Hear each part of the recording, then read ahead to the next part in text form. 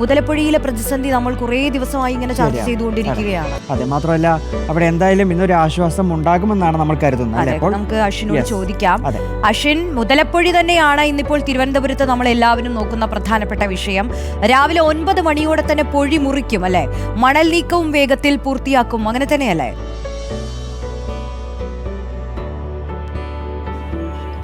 റോഷ്നി, തീർച്ചയായും നമുക്കറിയാം, കഴിഞ്ഞ 13 ദിവസമായി അഴിമുഖം മണൽമൂടി കിടക്കുകയാണ്. മത്സ്യത്തൊഴിലാളികൾക്ക് അവരുടെ ജീവിതത്തിന് മുകളിലാണ് ഈ ഒരു മണൽ അടിഞ്ഞുകൂടി കിടക്കുന്നത് എന്നുള്ളതാണ്. 13 ദിവസമായി അവർ ഉപരോധ സമരവുമായി ഈ അഴിമുഖത്ത് മണൽ മൂടിയ സ്ഥലത്ത് തന്നെയുണ്ട് എന്നുള്ളതാണ്.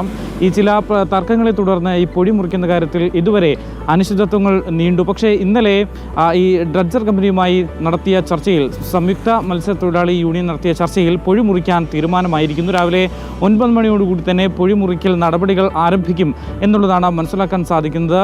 3 മീറ്റർ ആഴത്തിൽ 13 മീറ്റർ വീതിയിലാണ് ഈ പൊഴി മുറിക്കാനുള്ള നടപടിക്രമങ്ങൾ നടത്തുക. ഏതാണ്ട് 130 മീറ്റർ നീളത്തിലാണ് ഈ മണൽ ഇത്തരത്തിൽ അടിഞ്ഞുകൂടി കിടക്കുന്നത്. അതുകൊണ്ട് തന്നെ മത്സ്യത്തൊഴിലാളികൾക്ക് തീരെ അവരുടെ മത്സ്യബന്ധന ബോട്ടുകൾ കടലിലേക്ക് ഇറക്കാൻ കഴിയാത്ത ഒരു അവസ്ഥയാണ് ഉള്ളത്. എന്തായാലും ഈ അനിശ്ചിതത്വങ്ങൾ ഏതാണ്ട് അവസാനിച്ചിരിക്കുന്നു. ഇന്ന് തന്നെ 9 മണിയോടുകൂടി തന്നെ ഈ പൊഴി മുറിക്കാനുള്ള നടപടിക്രമങ്ങൾ ആരംഭിക്കും എന്നുള്ളതാണ് മനസ്സിലാക്കാൻ സാധിക്കുന്നത്. മറ്റൊരു പ്രധാനപ്പെട്ട കാര്യം, കണ്ണൂരിൽ നിന്നുള്ള ഡ്രഡ്ജർ അത് വ്യാഴാഴ്ചയോടുകൂടി ഇവിടേക്ക് എത്തും എന്നുള്ളതാണ്.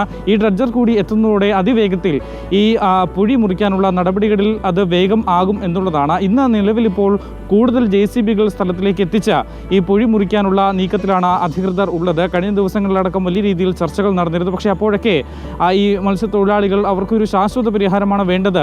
താൽക്കാലികമായി ഈ പൊഴി മുറിച്ച് അല്ലെങ്കിൽ അവർക്ക് ഇറങ്ങാനുള്ള സാധ്യതയല്ല വേണ്ടത്. ഈ പൊഴിയിൽ നിന്നും മണൽ പൂർണ്ണമായും ഡ്രഡ്ജ് ചെയ്ത് നീക്കണം എന്നുള്ള ആവശ്യത്തിൽ തന്നെയാണ് മത്സ്യത്തൊഴിലാളികൾ ഉണ്ടായിരുന്നത്. പക്ഷേ ഈ സമീപപ്രദേശങ്ങളായ ചിറയൻകീഴ് പോലെയുള്ള ഭാഗങ്ങളിൽ ഈ ഒരു പൊഴി ഇങ്ങനെ മൂടിക്കിടക്കുന്നതുകൊണ്ട് തന്നെ വെള്ളക്കെട്ടിനുള്ള സാധ്യത വളരെ കൂടുതലാണ്. അവിടെ പല ഭാഗങ്ങളിലേക്കും വെള്ളം കയറുകയും അപകടങ്ങൾ ഉണ്ടാവുകയും ചെയ്യുന്നുണ്ട്. ഈ പശ്ചാത്തലത്തിൽ കൂടി കണക്കിലെടുത്ത ഈ കാര്യങ്ങൾ കൂടി മത്സ്യത്തൊഴിലാളികളെ പറഞ്ഞു മനസ്സിലാക്കി ഏതാണ്ട് മണിക്കൂറുകൾ നീണ്ട ചർച്ചയ്ക്കൊടുവിലാണ് ഇപ്പോൾ പൊഴി മുറിക്കാനുള്ള നടപടിക്രമങ്ങളിലേക്ക് അധികൃതർക്ക് കടക്കാൻ കഴിയുന്നത് എന്നുള്ളതാണ് ഏറ്റവും പ്രധാനപ്പെട്ടത്. എന്തായാലും മത്സ്യത്തൊഴിലാളികൾക്ക് ഒരു ആശ്വാസം, അതുപോലെ തന്നെ ചിറയൻകീഴ് 5 തെങ്ങ് ഭാഗങ്ങളിൽ ഒറ്റപ്പെട്ട് താമസിക്കുന്നവർക്കും ഇത്തരത്തിൽ ഒരു ആശ്വാസകരമാണ്. രാവിലെ 9 മണിയോട് തന്നെ ഇത്തരത്തിൽ പൊഴി മുറിക്കാനുള്ള നടപടിക്രമങ്ങൾ ആരംഭിക്കുകയും ചെയ്യും.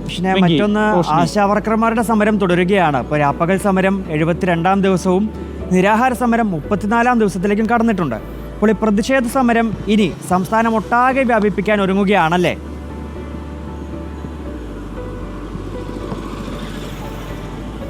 വെങ്കി, തീർച്ചയായും. കാരണം അവരുടെ നിരാഹാര സമരം, സെക്രട്ടേറിയറ്റിന് മുന്നിലെ നിരാഹാര സമരം 34 ദിവസങ്ങളും അതുപോലെ തന്നെ അനിശ്ചിതകാല സമരം 72 ദിവസങ്ങളിൽ പിന്നിടുകയും ചെയ്യുന്നു. ഈ ഒരു ഘട്ടത്തിൽ ഇത്രയും നാളായിട്ടും കഴിഞ്ഞ 19-നാണ്, അതായത് കഴിഞ്ഞ 19-ന് ഒരു ചർച്ച നടന്നതല്ലാതെ അതിനുശേഷം തുടർ നടപടികളോ അല്ലെങ്കിൽ ഇവരുടെ പ്രശ്നങ്ങൾക്ക് പരിഹാരമായി സർക്കാരിൻ്റെ ഭാഗത്ത് നിന്ന് എന്തെങ്കിലും നടപടി ഉണ്ടാവുകയോ ചെയ്തിട്ടില്ല. ഈ ഒരു ഘട്ടത്തിലാണ് സർക്കാരിനെതിരെ 4ാം ഘട്ട സമര പ്രഖ്യാപനം ആശമാർ നടത്തിയിട്ടുള്ളത്. സമരം കൂടുതൽ ശക്തമാക്കുക എന്നുള്ളത് തന്നെയാണ്. മാത്രമല്ല നമുക്കറിയാം, ഈ സംസ്ഥാന സർക്കാരിൻ്റെ 4ാം വാർഷികാഘോഷം കാസർഗോഡ് നടക്കുകയാണ്, തുടക്കം കുറിച്ചിരിക്കുകയാണ്. ഈ ഒരു സാഹചര്യത്തിൽ കാസർഗോഡ് നിന്ന് തന്നെ ആശമാരും ഒരു സമര യാത്ര സംഘടിപ്പിക്കുന്നു എന്നുള്ളതാണ്. സർക്കാരിനെതിരെ ഈ ജനങ്ങളിലേക്ക് ഇറങ്ങിച്ചെന്ന് ജനങ്ങളെ ബോധവാന്മാരാക്കി ആശമാരുടെ പ്രശ്നങ്ങൾ എന്താണ് എന്നത് ജനങ്ങളെ പറഞ്ഞു മനസ്സിലാക്കിച്ച് ജനങ്ങളെ കൊണ്ട് തന്നെ സർക്കാരിന്മേൽ ഒരു സമ്മർദ്ദം ചെലുത്തുക എന്ന ഉദ്ദേശത്തോടു കൂടിയാണ് ഇപ്പോൾ ഈ സമരയാത്ര, രാപ്പകൽ സമരയാത്ര ആശമാർ പ്രഖ്യാപിച്ചിരിക്കുന്നത്. മാത്രമല്ല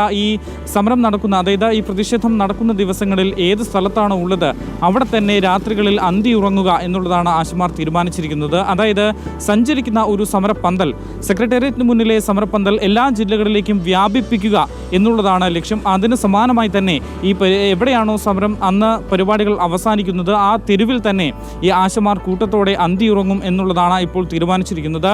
1-ാം തീയതിയാണ് അതായത് ലോക തൊഴിലാളി ദിനമായ 1-ാം തീയതിയാണ് ഈ മാർച്ചിൻ്റെ ഫ്ലാഗ് ഓഫ് നടക്കുക. 5-ാം തീയതി മാർച്ച് കാസർഗോഡ് നിന്ന് ആരംഭിക്കുകയും ചെയ്യും. ജൂൺ 17-നാണ് തിരുവനന്തപുരത്തേക്ക് എത്തുക. ഒരു മഹാസമ്മേളനമായി തന്നെയാണ്, പ്രത്യേകിച്ച് സ്ത്രീകളുടെ ഒരു വലിയ കൂട്ടായ്മയായി തന്നെ പുതിയ സമരമാർഗത്തിലേക്ക് അവർ കടക്കുകയാണ്. ഇപ്പോൾ തന്നെ അവർ ഒരുപാട് സമര രീതികൾ പയറ്റിക്കഴിഞ്ഞു. പക്ഷെ സർക്കാർ മുഖം തിരിച്ചു തന്നെ നിൽക്കുകയാണ് ഇന്ന് വരെയും.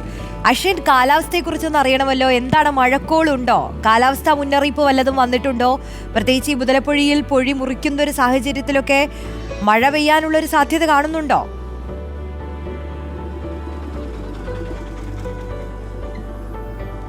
റോഷിനി, വളരെ സുപ്രധാനമാണ്. കാരണം കഴിഞ്ഞ ദിവസങ്ങളിൽ യെല്ലോ അലേർട്ടായിരുന്നു പല ജില്ലകളിൽ പ്രഖ്യാപിച്ചിരുന്നത്. പക്ഷേ ഇന്ന് മഴ മുന്നറിയിപ്പുകളില്ല എങ്കിൽ പോലും മഴയ്ക്കുള്ള സാധ്യതയുണ്ട്, ഉച്ചയ്ക്ക് ശേഷം മഴയ്ക്കുള്ള സാധ്യതയുണ്ട് എന്നുള്ളതാണ് കാലാവസ്ഥാ വകുപ്പ് പറയുന്നത്.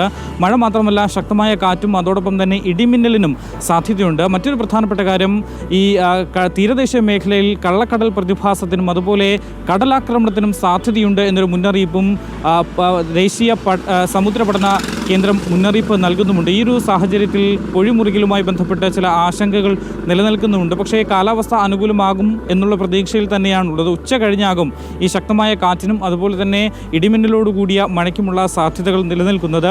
പക്ഷേ മറ്റൊരു പ്രധാനപ്പെട്ട കാര്യം, സംസ്ഥാനത്ത് പൊതുവിൽ ചൂട് കൂടുന്നു എന്നുള്ളതാണ് മനസ്സിലാക്കാൻ സാധിക്കുന്നത്. പ്രത്യേകിച്ച് പാലക്കാട്, കണ്ണൂർ ജില്ലകളിലാണ് ചൂട് കൂടുന്നത്. ഈ ചെറിയ രീതിയിൽ ചൂട്, അതായത് താപനില വർദ്ധിക്കുന്നുണ്ട് എന്നുള്ളതാണ് കഴിഞ്ഞ ദിവസങ്ങളിലെല്ലാം പുറത്തു വന്ന കണക്കുകൾ വ്യക്തമാക്കുന്നത്. എന്തായാലും വേനൽ മഴയ്ക്ക് സാധ്യതയുണ്ട്. ഉച്ച കഴിഞ്ഞുള്ള സമയങ്ങളിലാകും മഴയ്ക്ക് സാധ്യത. ഒരു കുടയൊക്കെ എടുത്ത് പുറത്തേക്ക് ഇറങ്ങുന്നതാകും ഏറ്റവും ഉചിതം എന്നുള്ളതാണ് മനസ്സിലാക്കാൻ സാധിക്കുന്നത്. എന്തായാലും വേനൽ മഴ തുടരും. വരും ദിവസങ്ങളിലും മഴയ്ക്ക് സാധ്യതയുണ്ട് എന്നൊരു മുന്നറിയിപ്പ് തന്നെയാണ് കാലാവസ്ഥാ വകുപ്പിൽ നിന്ന് ലഭിക്കുന്നത്. റോഷ്നി, വെങ്കി. ശരി, നമുക്ക് നോക്കാം കാലാവസ്ഥാ മുന്നറിയിപ്പ് പോലെ തന്നെ സംഭവിക്കുമോ എന്നുള്ളത്. തിരുവനന്തപുരത്ത് നിന്ന് അശ്വിൻ ഡിയാഗോയാണ് ഒരുപാട് വാർത്തകൾ പങ്കുവച്ചത്.